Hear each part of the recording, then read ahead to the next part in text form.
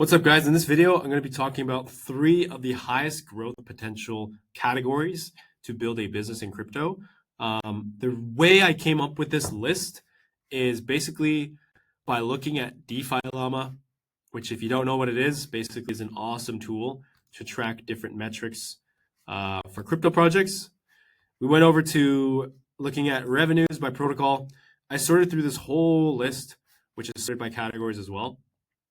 And I basically went through this and I excluded the things that are very tough to create a startup in, like stablecoins, giant category, already dominated by players like Tether and Circle.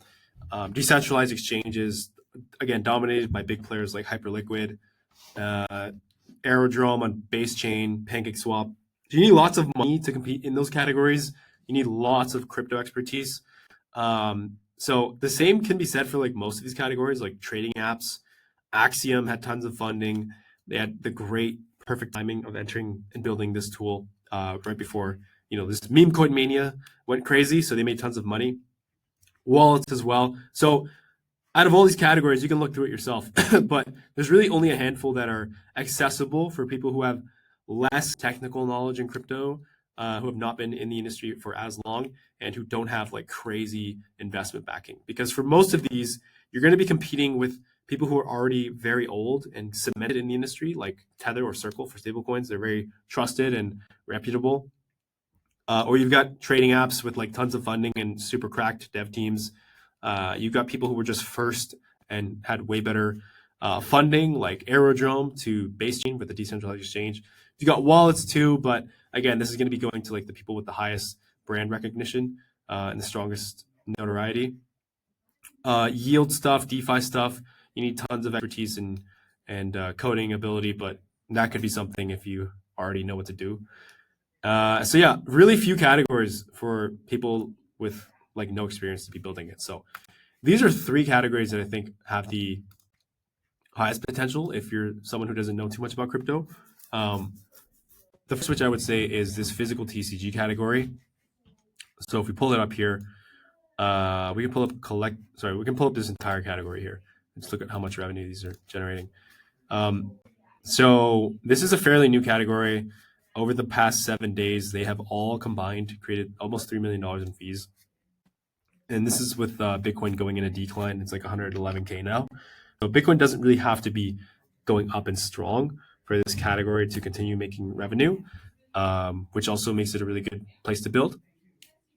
So top protocols in this would be Collector Crypt, which has a token, Fiddles, which is going to be doing a token really soon, and then we have Emporium and Courtyard. So to give you an idea of what these platforms are doing exactly, let's look at Courtyard. This is my preferred platform I use because they have like some decent shipping fees. But basically, it's buying these vending machines for Pokémon cards, for comic books, for sports cards. You can spend, where is it? You can spend like $100 on a mystery Pokemon card, and then these are the expected values. So you have like a 48% chance of getting a card that's worth $50 to $75. You have a 0.1% chance of getting something that's 800 or above. And then here, it'll show you like the recent pulls that people have been getting from the machine. It'll also show you like the heavy hitters. So like the most valuable cards in that $100 pack of mysteries. So yeah, it's a really sticky product. It's really addictive as well once you start doing it. Pretty cool category, I'd say. Also pretty new. And yeah, as you can see here, like the fees generated by Courtyard alone in the past few months, it's only been going up. Like it's kind of been going up because this stuff has started to get more popularity, and because Pokemon itself has like its own mini bull market that's separate from Bitcoin. So I think this is a pretty good category to be building in, to be honest. If I were someone looking to create a startup, it would probably be in the physical TCG category. You would need really strong distribution and like logistics because it totally hinges on you having like the ability to get the cheapest Pokemon cards, being able to like ship them out, and kind of that side of logistics, like the real life logistics to acquire these Pokemon cards. So if you can get an advantage there, you probably have a good chance of winning. Marketing wise, they all have really strong marketing, so it's not really a marketing thing that you're going to be improving on. It's going to be margins and your logistics and like how cheap you can get cards, in my opinion. Next category I'd say is coins trackers. Dex Screener is one of the oldest ones, and they have really crappy UI UX. So it's between Dex Screener and Dex Tools. Over the past 24 hours, Dex Screener has made 56K, Dex Tools has made 10K, and then over the past month, the lion's share is going to Dex Screener. So if you look at Dex Screener, if you don't know what it is already, it's basically this website where you can sort and look at different coins using different filters like market cap, age, etc. for each chain. So the way these platforms make money is with this little lightning bolt thing. So you pay to have a coin appear on like the first front page or whatever. And that's basically advertising. The thing with this category though is you need Bitcoin to continue performing. You need meme coins to be popular and to continue to be creating trading revenue. So it's a lot of these categories in crypto are dependent on trading volume and how Bitcoin performs.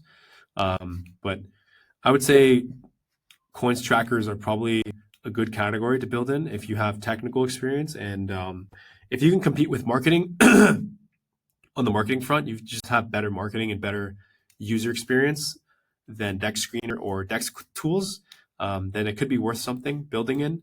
And this is something that's kind of going to be used in perpetuity for like a very long time. Yeah, people always need coins tracker tools just to view, but in terms of the revenue you're going to be collecting, it is very dependent on how the market is doing, because you're going to be making most of that revenue from advertising fees.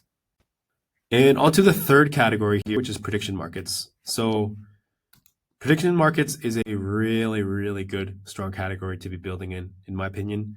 And that is because it does not need Bitcoin to go up. It does not care if Bitcoin goes up or down. And that's because it's totally based on opinion speculation. So if you haven't used Polymarket, for example, prediction markets are basically putting money behind an opinion. So you can look at the category of culture. You can look at stuff like, who do you think is going to be the top Spotify artist by the end of the year? You can see it's $2 million in volume. People are speculating Bad Bunny has a 72% chance of winning this. Taylor Swift, 26% chance. Bruno Mars, Drake, etc. And it's pretty easy. So like, if you buy a yes here, let's say you put $100 that you think is going to be Bad Bunny, you could win $136 if you're correct. And then here are some rules. So Spotify releases an annual report. And then depending on who makes it at the end, that's going to be who wins. So it's a very binary outcome. It's either you're right or you're wrong. There's no in between. There's no meme coin rug pulls. There's no insider trading. There's no investors dumping on you. It's literally just, are you right or are you wrong? And I think prediction markets are the best category to be building in, because anyone can understand that bet. Everyone can understand opinions, and it's highly speculative, and it's something that you can onboard people who are not crypto natives to. So if you can onboard people who are not necessarily into crypto, then you can grow the pie and make way more revenue than you would if you were building something that was only for crypto users. So this is something that anyone can understand. Like, you can explain this to your uncle or your girlfriend or your child, and they would probably understand this and be willing to put money behind certain bets. So the only caveat to this is it is highly scrutinized regulatory wise. So you need a really strong like legal team, probably a lot of legal startup fees as well, licensing, all that crap, especially if you want to be marketing this to North America, so the US or Canada, which is where most of the money is. You're going to need a very strong legal team and legal expertise there, which is exactly why Polymarket is in the lead, because besides Polymarket, there's also Kalshi, which I'm not sure is on here. But Kalshi is also building in the prediction markets category, and they have tons of revenue. But yeah, both of those between Kalshi and Poly Markets, they're the juggernauts. They're the titans in the industry, and they have the biggest advantage when it comes to legal and fundraising as well. A lot of investment money, but there's tons of smaller ones too, like Football.fun. Over time, you can see these smaller apps are coming out. I would say if you are a smaller startup, you can probably just compete on terms of marketing. Kalshi and Poly Markets do really strongly, do their marketing really strongly, like on TikTok and Instagram. But again, it's you're growing the pie, so you're not competing for a small amount of users on crypto Twitter. You can compete and expand the pie. You can do your marketing on Instagram, on TikTok, on YouTube. You can do it in Spanish, in English, in whatever other languages, because this appeals to people who are just about putting money behind an opinion and a real world outcome. So hopefully that makes sense. But yeah. So yeah, those are the three best categories I would say if you wanted a shot at building a startup in crypto. Obviously, I could be wrong. This is my own opinion, but if you want to look for yourself, I definitely recommend using DeFi Llama. And yeah, if you wanted to check me out on Twitter, I do host some Twitter spaces. I think I'm going to be building much more in like the prediction markets. I want to be making more content around prediction markets because I think it's a growing category.